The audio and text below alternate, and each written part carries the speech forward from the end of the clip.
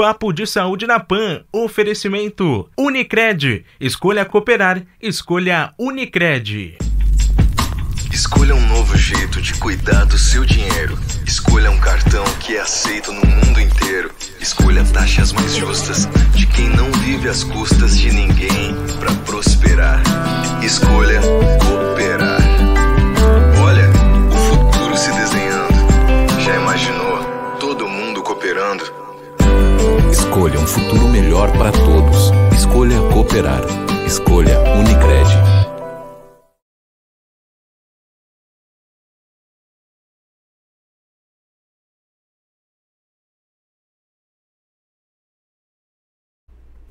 Olá, sejam todos bem-vindos a mais um Papo de Saúde na PAN. Eu sou o Dr. Marco Antônio Van Rosk. Peço que vocês inscrevam-se no nosso canal, deixem lá as suas mensagens e sugestões. Hoje no programa vamos abordar um tema muito relevante e muito latente na nossa sociedade, muito presente.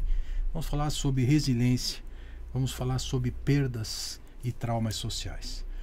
Para conversar sobre esse assunto, recebo hoje o professor, meu querido amigo, Antônio Gomes da Rosa, psicólogo, que tem bastante experiência nessa área. Inclusive participa de um grupo nacional que trata dessas questões pós-traumáticas com um apoio humanitário, né, e psicológico a essas pessoas.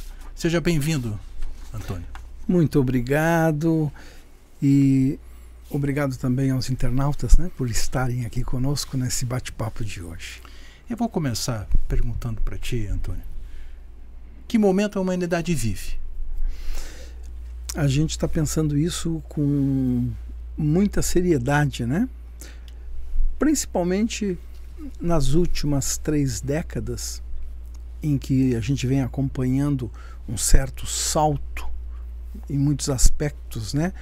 Cultural, filosófico, ético. E nós podemos estar dizendo que vivemos um momento ainda em ascensão na curva, né, de desenvolvimento. Então a humanidade vive um momento de desenvolvimento, ainda de confusão, né, de busca de ajustamento.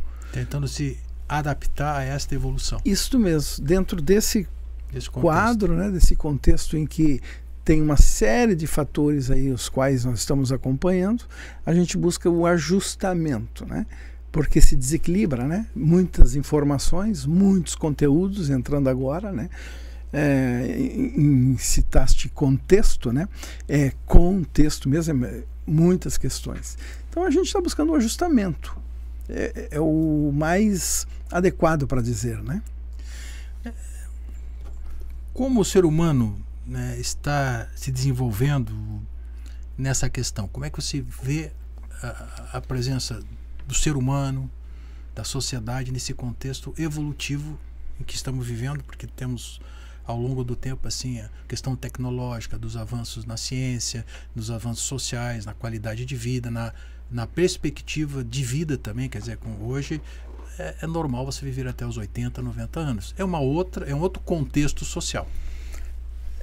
Eu gosto e vou procurar até ser mais otimista por conta de que o teu programa, eu acho que tem uma função hoje, né, de ajudar nisso que nós estamos falando, né, a constituição da humanidade. Então o ser humano, se nós observarmos, né, se nós vemos a história tanto pela arqueologia, enfim, buscarmos a ciência e buscarmos os aspectos que vêm mais dentro do quadro religioso, né, teológico, nós vamos, até onde nós formos, nós vamos ver muitas desgraças, né? Nós vamos ver muitas guerras, muito sangue, muita traição, muita corrupção, enfim, tudo que nós pudermos alcançar do ser humano de nós para trás, a tragédia, né? Ela foi sempre muito forte, né? E muito presente.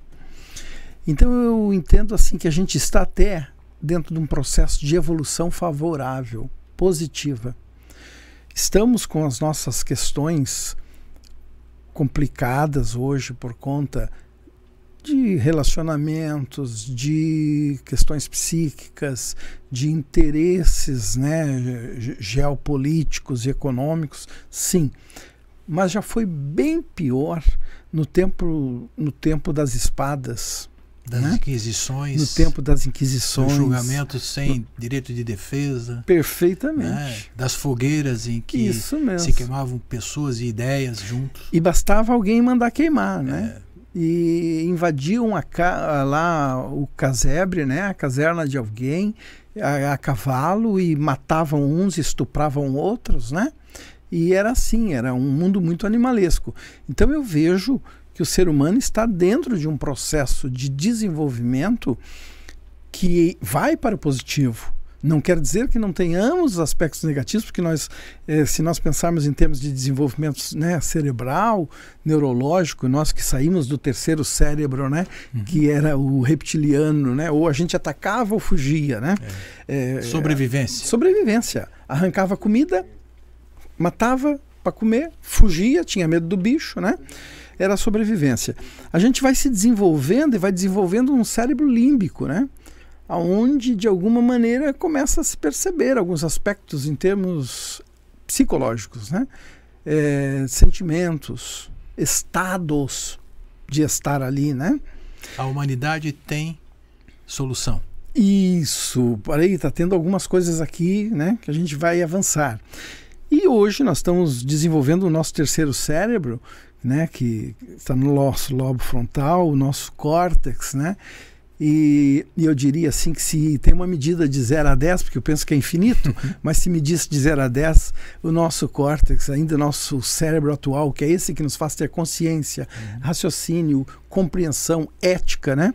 Esse cérebro de 0 a 10, ele não está em 1 ainda, para mim, e eu acho que isso é muita sorte. Temos muito para evoluir. Temos muito para evoluir. Eu creio que o processo humano passa por aí. Por isso eu ainda acredito que, apesar de todas as questões negativas, é porque nós já temos uma capacidade de juízo para elas, mas nós estamos indo num aperfeiçoamento. Para corrigir, né, determinadas situações sociais, humanas, né, e também dar apoio a essas pessoas que precisam, né, evoluir e ter, não digamos correção, mas termos alguma assistência em determinados momentos, né? Perfeitamente. As pessoas, elas não devem ser julgadas primeiramente, elas têm que ser ajudadas, né, em determinada situação, principalmente na parte psicoemocional.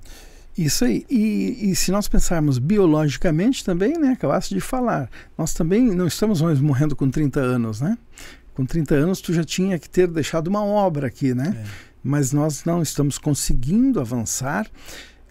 E agora, junto à genética, né, geriátrica, estamos procurando qualificar, né, a vida do velho, né, que seremos velhos, felizmente, vivos e com condições, né, com prazer em estar aqui, né.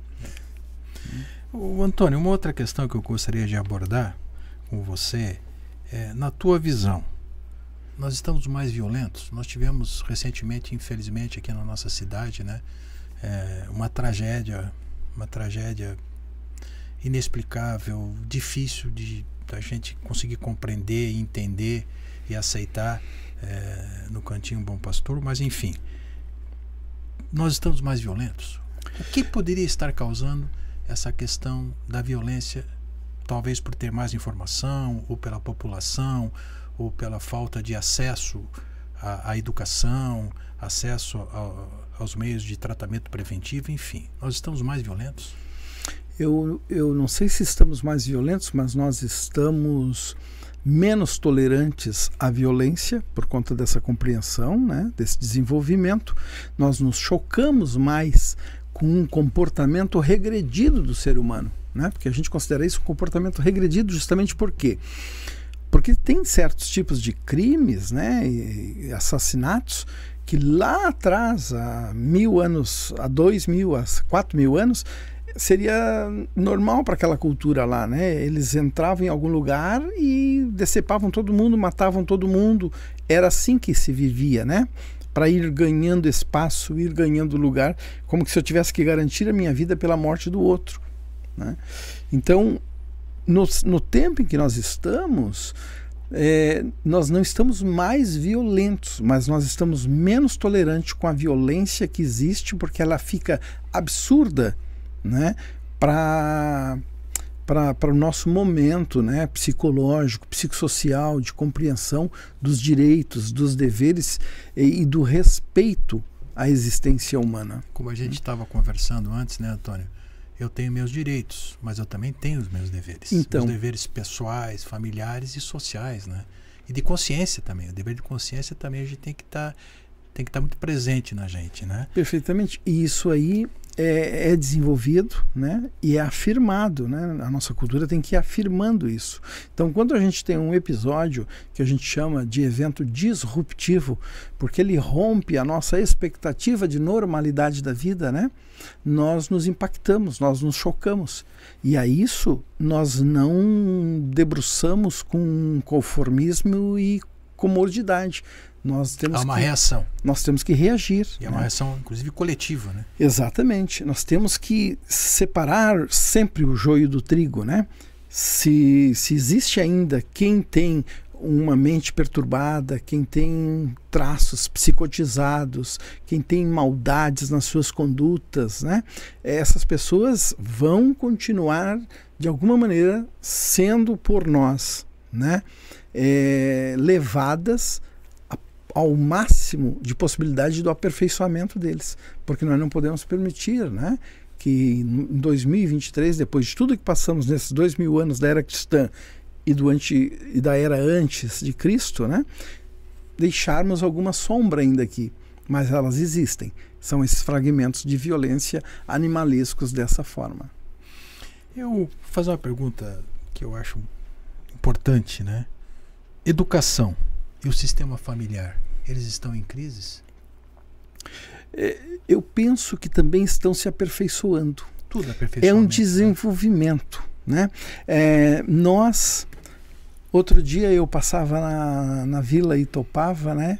A Itopava Central, e alguém estava falando da Companhia Iense e tal, e há muitos anos atrás eu dei apoio lá no ambulatório Guilherme Iense também. Sim. E nós falamos da falência da Companhia Iense, como aquilo lá era a cultura, a vida, o pulmão daquela comunidade. Era a Companhia Iense, eu lembro. E daí termina, né? Então aquelas pessoas, elas viviam ali, elas compravam uma Brasília amarela e uma casinha na praia de Navegantes, né? Era uma vida totalmente previsível. E o filho faria isso também. Hoje nós não temos mais isso. Nem a pai, nem filho, nem o neto tem garantia de permanecer. E nem tem uma cognição, né, que o faça ir a esta compreensão de que ele vai ter um emprego para sempre ali. Bom, isso é uma alteração social que também está dentro das famílias. As famílias hoje já não é mais aquele pai austero, né, que provê a casa, e aquela mãe que fica com um lenço preto com bolinhas brancas na cabeça, né, matando galinha e fazendo comida em casa. Essa alteração toda leva também a alterações afetivas e a alterações de direitos dentro de casa. Hoje uma criança de 2 anos de idade, ele já faz questões implicantes em termos de teses com os pais, né? Ele já pergunta por quê. Se ele fala, ele diz para quê? Questionamento, informação. Né? Hoje uma criança ela tem acesso através dos meios de comunicação, de tablet, de celulares. Então é um outro tipo de velocidade de informação. Isto mesmo. Que vai fazer não digo alteração, mas vai moldar uma formação diferente daquela família tradicional, pai, mãe e filhos. Exatamente, tem uma outra configuração. Todos já são coparticipantes, né? E nós ainda temos uma parte que é mais conservadora, porque nós somos a transição deste momento, né? Então nós somos mais conservadores. E outros já estão mais dentro dessa coletividade, né? Dessa distribuição de seres, de direitos em ser dentro da família. Então a família, ela não estaria em crise porque ela está dentro de uma outra configuração, mas ela está muitas vezes confusa com as questões de respeito, de assertividade das condutas, dos comportamentos, porque isso sempre precisará existir, né? A hierarquia familiar é uma questão que naturalmente nós ainda compreendemos como necessária. Não sei se daqui a 500 anos vai se pensar diferente, mas hoje a gente percebe que tem que ser. Pelo lado da escola, né? A escola também traz essas alterações, né? São nuances, né, intelectuais. Hoje um aluno entra com 6 aninhos sabendo o que há muitos anos atrás nós só íamos saber com 12. Né? A informação vem mais cedo. Mais cedo. E então, isso faz com que tenha um relacionamento diferente, faz uma exigência diferente aos educadores, né? Então, um educador que está há muito tempo ali, olha, ele está se virando nos 30, como se diz, né? Para dar conta da demanda, né? A própria tecnologia. Né? Eu gosto de usar um termo, Antônio, que na vida nós nascemos e morremos, mas enquanto estivermos vivos, nós seremos sempre eternos aprendizes e sujeitos à evolução e à modificação. Nós só deixamos de evoluir e modificar nossos pensamentos, nossas condutas, ou evoluir como ser humano também, e também o ser humano individual, pessoal e social, tá? Até o último dia em que tivermos nesse plano espiritual. Então a educação também, eu tenho essa visão. Tu é professor, eu também tenho a oportunidade de ser professor do curso de medicina da FURB, e a gente sabe o que eu enxergava antes, lá no início do curso de medicina, na década de 90. Sim. Ela evoluiu em 2023. Não é que seja diferente, mas ela foi se aperfeiçoando e se moldando às novas realidades. Outras exigências. E outras exigências sociais. Mesmo. A evolução da ciência, a evolução filosófica, a evolução humana, a evolução social, a quebra de paradigmas. Isso. Né? O conservadorismo foi dando espaço para que a gente possa evoluir o pensamento o também. Pós-moderno, né? Pós-moderno. Então, eu acho que a educação, ela também está nessa questão que tu colocou no começo. Ela não é uma disruptura, mas ela está numa evolução constante e é necessário, né? É necessário. Na verdade, é irreversível. É irreversível, né? Concordo contigo. Para onde nós queremos eventualmente ir, que nós não sabemos bem o certo, mas nós sabemos que queremos sempre evoluir, né? Então nós vamos eternamente, né, ficar lapidando pedras brutas para que elas se ajeitem aos brilhos. Fiquem mais polidas, exatamente. Mais fácil de encaixar uma na outra. Perfeitamente. Né? Então, polindo o ser é a nossa humano busca. Né? A gente tem que também tentar polir a nossa pedra. Isso mesmo. Mas a sociedade também tem que entender isso e tem que termos também um polimento coletivo, digamos assim. Isso mesmo. Para que a gente possa alcançar uma felicidade, uma igualdade, uma equidade, né? Por isso respeito, hoje, uma ética. Por isso hoje eu gosto muito do conceito de ética, né? Acabaste de dizer ética. Então ética é aquela conduta, é aquela situação que tu vive e que faz bem ao outro e faz bem a ti, né? Então ética é fazer bem ao outro e fazer bem a si. Isso tem que ficar muito mais forte hoje, né? Eu tenho uma percepção da vida, sempre tive, talvez pela minha formação acadêmica, muito ligada à parte humana, à psicologia, à filosofia, de que eu não posso olhar só o meu jardim. Não adianta olhar só o meu jardim, que ele está bonitinho, tem flor, tenho água, eu tenho comida, eu tenho segurança. Eu tenho que olhar além do meu jardim, além do meu muro, além da minha rua e além daqueles montes que estão à minha frente. Perfeito. Então, a busca da felicidade, ela é um coletivo. Se eu estou bem comigo mesmo, a minha sociedade em que eu vivo está feliz, eu me insiro dentro dessa felicidade. A felicidade, ela não é uma coisa só individual. Isso mesmo. A gente tem que buscar essa felicidade coletiva também, né? Isso que daí mesmo. Nós estaremos contemplados também. E quanto melhor outros estiverem, mais oportunidade nós teremos de estar bem também. Também. É um somatório. Exatamente. Eu vou fazer uma pergunta. Eu sei porque o professor Antônio, ele trabalha muito com a questão de trauma, pós-trauma principalmente. Ele já teve ações não só na nossa cidade, em tragédias de enchentes, de deslizamento, da Boate Kiss. O doutor Antônio também participou recentemente dessa situação muito triste, muito lamentável que aconteceu em Blumenau com a creche Bom Pastor. Eu estive lá e vi a presença do professor Antônio, nosso psicólogo lá, dando esse apoio no pós-trauma. A tragédia, ela é traumática para todos? O que é a tragédia? A tragédia, que é este evento, né, disruptivo que impede, né, por um tempo uma normalidade, nós entendemos que ela em si ela não é traumática, né? A gente chama ela de traumatogênica, por conta de que o trauma vai se desenvolver com quem a experienciou, né? Direta ou indiretamente, inclusive. Certo. Porque alguém que está vendo noticiários em outros lugares pode fazer um encontro, a psicanálise fala de significantes, né? Fazer um encontro de uma experiência que estava de alguma maneira escondidinha em si, né? Meio adormecida, e se encontra ali, evoca de novo, né? Vem de novo, então é emergido a situação de danificação emocional que pode levá-lo a um trauma.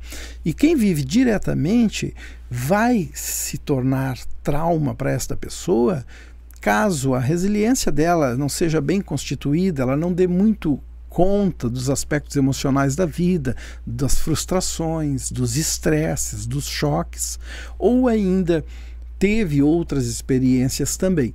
Então, a tragédia é traumatogênica e pode vir a ser trauma para algumas pessoas de acordo com como ela interpretou, vivenciou e pôde dar conta daquilo. Dar vazão para aquela situação. Exatamente. Então nós temos um período para o trauma se apresentar, né? Ou para um estresse pós-traumático ter o seu sintoma mais concretizado.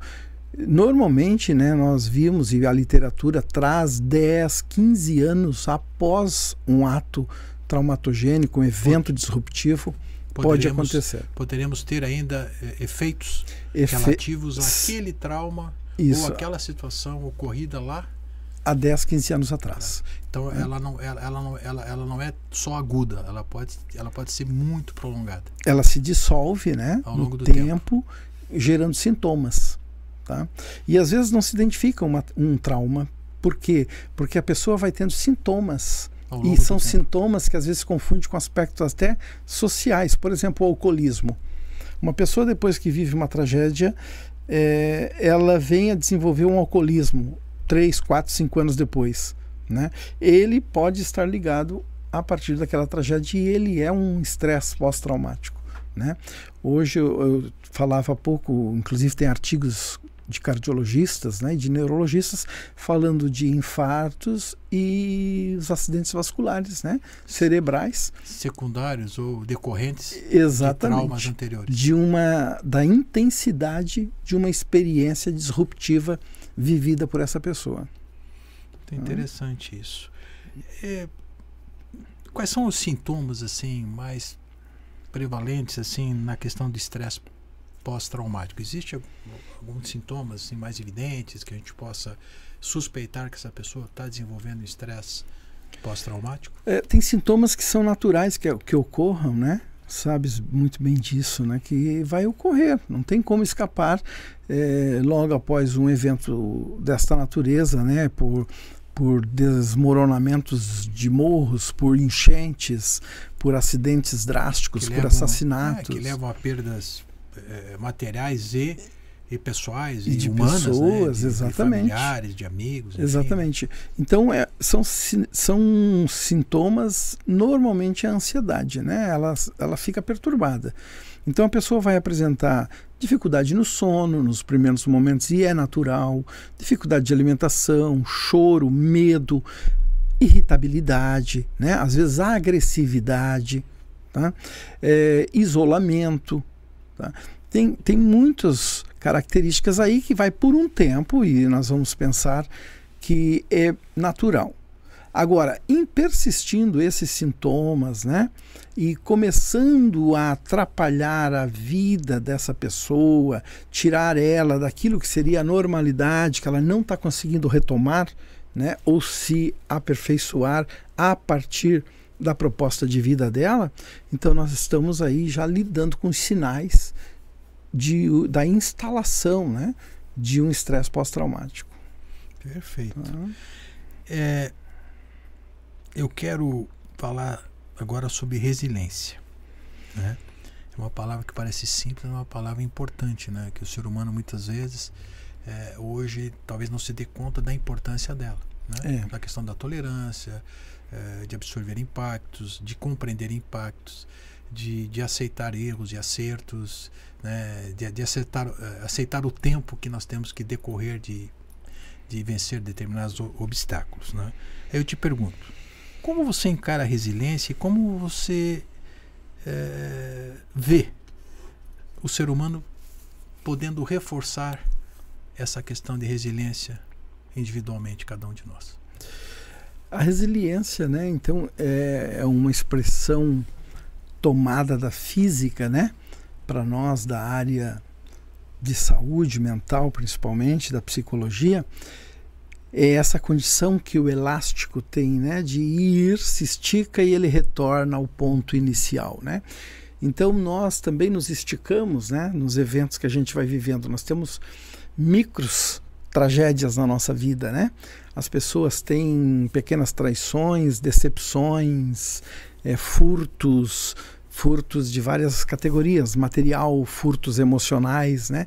São tragédias dentro de famílias, são decepções amorosas, casamentos, empregos, tudo isso vai levando a pessoa a pequenos estresses, né? E essa pessoa não dando conta ou não se apercebendo de como que ela funciona nisso, nós vamos evoluir para aqui um outro aspecto, que também é uma especialidade minha, que é a psicossomática, né? Sabes bem que daí nós vamos ter somatizações e, porventura, informações que já existe ali ou algum tipo de mal no organismo vai se oportunizar, né? Vai potencializar. Vai ser potencializado. Então, a resiliência, ela é a condição que eu tenho de lidar, e eu acho que tu trouxe uma questão bem importante, que aí tu pergunta o meu conceito e eu digo que é uma palavra que ficou oculta na tua fala: aceitação. Né? Não conformismo. Que é diferente. Conformismo é uma coisa, aceitação é entendimento. Exatamente. É entendimento para lidar com essa frustração, com essa limitação e ver por onde eu desvio deste obstáculo, né? De que maneira que eu me refaço, que eu me coloco disponível de novo para mim mesmo, para seguir, mas por outra estrada agora, já que aquela tinha um obstáculo tão grande, né? Tem que fazer a volta para seguir em frente. Isso. Então, resiliência é essa condição de lidar com aquilo que é do humano, porque o humano é imperfeito, é limitado, é falho, e o humano vive frustrações, vive perdas, vive dificuldades o tempo todo. É natural aos humanos. Se nós ficarmos com a ideia de ideal, né? A expectativa do ser humano também, às vezes, ela é tão elevada que ele não consegue, diante de uma frustração, aquela expectativa de ter algo ou de conquistar algo, e quando não consegue, ele às vezes não consegue lidar com isso. Isso. Olha, por exemplo, no trânsito, né? Porque alguém corta, né? Porque alguém te aperta, nós temos imediatamente uma reação muito primitiva, né? De pra querer, mim é irracional. De querer eliminar esse outro, né? Como é que a gente vai eliminar? A gente quer colar do lado do carro dele, a gente quer apertar ele, né? A gente sabe, quer falar palavras, né? Palavras e tudo mais, né?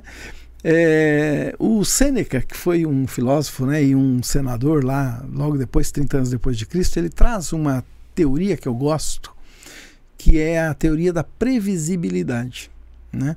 Porque deram ao Sêneca, né, tu sabes disso, deram ao Sêneca um menino para ele criar com 12 aninhos de idade, e ele disse: tô devolvendo, porque esse guri tem uma coisa errada. Mas disseram para ele: não vais devolver, tu vai ter que criar ele. Então ele criou o Nero, né? Era o Nero, que fez ele se suicidar no final da vida, né? Então ele viu a psicopatia se desenvolvendo no Nero, né? Mas ele não conseguiu fugir. E ele desenvolve uma teoria filosófica que é a teoria da previsibilidade, né? Então, ora, se eu vou sair de casa, eu já tenho que ter essa condição de prever que alguém não vai deixar eu entrar na minha via principal, que alguém vai buzinar atrás de mim quando eu reduzir para entrar para uma via secundária, que alguém... Se eu vou prevendo, né, não quer dizer que eu sou pessimista, mas eu prevejo que coisas acontecem.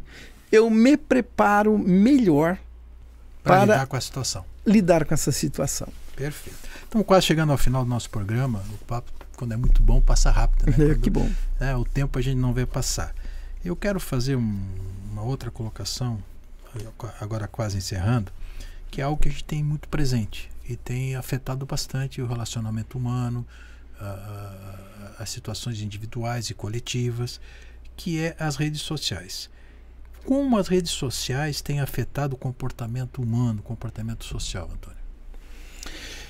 E eu vou procurar contribuir com o teu programa, né, com as pessoas que vão estar nos assistindo, atuando ainda contracultural deste momento, dizendo assim, que a rede social, a tecnologia, ela está aí, ela é irreversível e ela é muito boa e importante, né?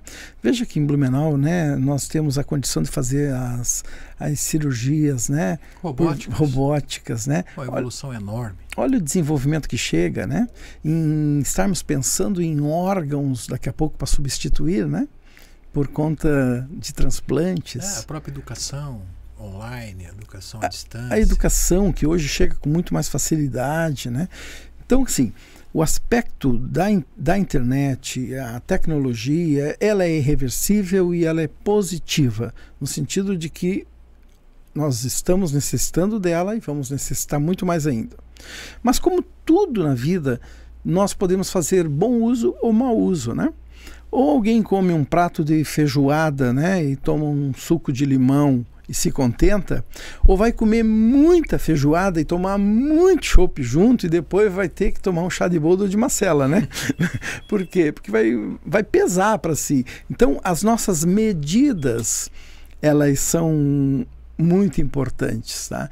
Então, assim, a rede social, ela afeta positiva e negativamente. Que ela afeta, sim.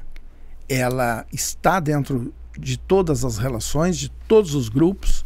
Ela tem a sua, digamos, a ascensão, né, benéfica ou maléfica, de acordo com este que está fazendo uso dela. Aí cabe às pessoas, né, ter o discernimento de que é certo, exatamente, que não é certo, o que é fake news, o que não é fake news. Então, quer dizer, você não tem a ascensão sobre todos que usam a rede social. E a humildade, né? Porque assim, às vezes, para a gente entender que algo é fake news, eu preciso ter uma capacidade de me recolher a algum lugar, né, fora da paixão, né?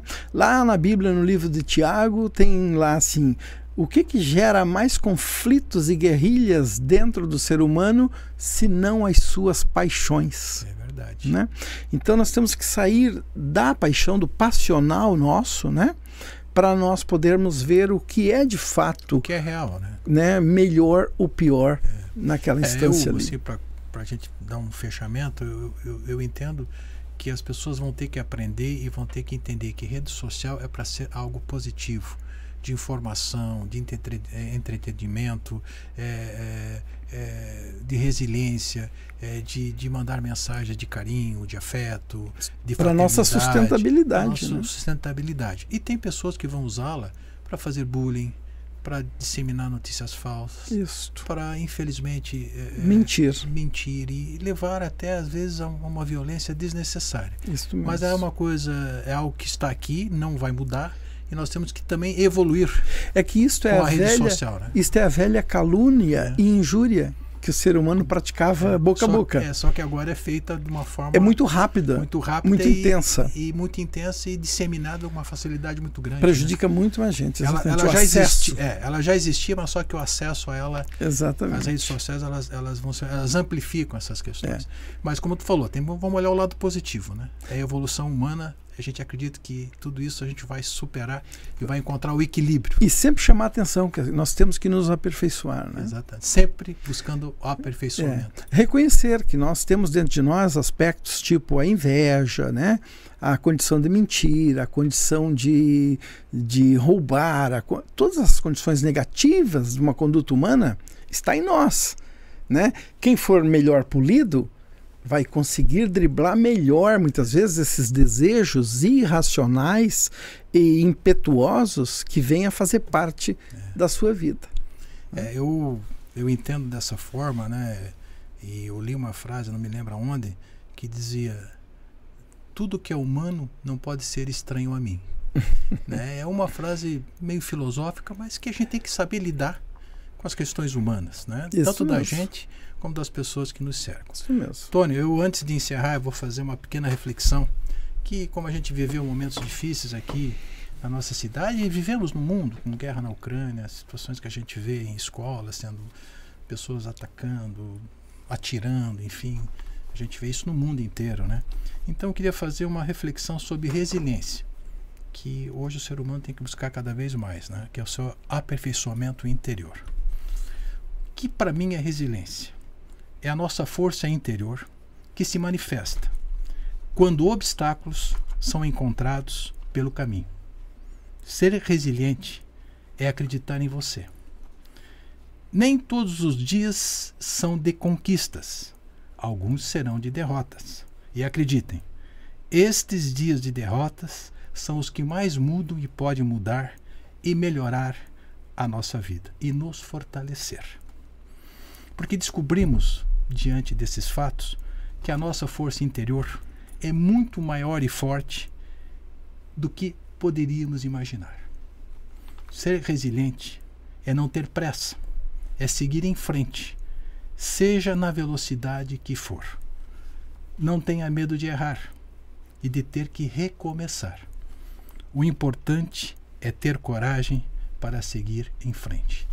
Diante dessas nossas reflexões que o Dr. Antônio junto conosco nos propiciou, quero agradecer a sua presença, né? É um tema muito importante. Em outra oportunidade voltaremos, tenho certeza absoluta, mas eu quero agradecer muito a sua presença e a sua tranquilidade de informar e nos passar tantas informações importantes no lado do ser humano, da resiliência, dos relacionamentos sociais e pessoais. Obrigado. Eu é que agradeço e elogio, né? Porque um programa desse é um dos instrumentos que a gente precisa hoje para estar entrando dentro da vida de muita gente, tá bom?